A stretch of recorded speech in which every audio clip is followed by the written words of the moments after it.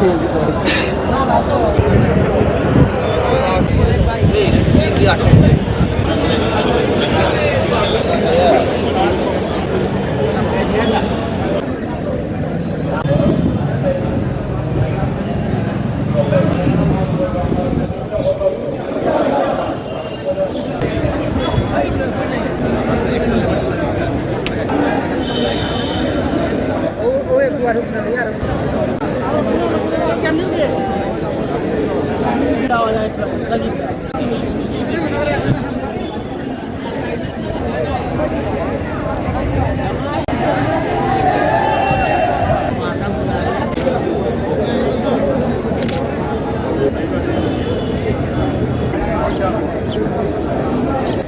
City corporation শুধুমাত্র সরকারের অনুদানেই আমরা চলি।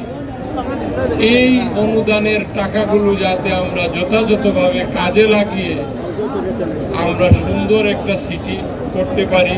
আগামী দিনে যেহেতু মাননীয় প্রধানমন্ত্রী আমাকে যখন প্রশাসকের দায়িত্ব দেন, তখনও আমি বলেছি সিলেটকে যদি আমি একটি উন্নত নগরী করতে চাই, আমাকে সব সময় আপনি সমর্থন করতে হবে।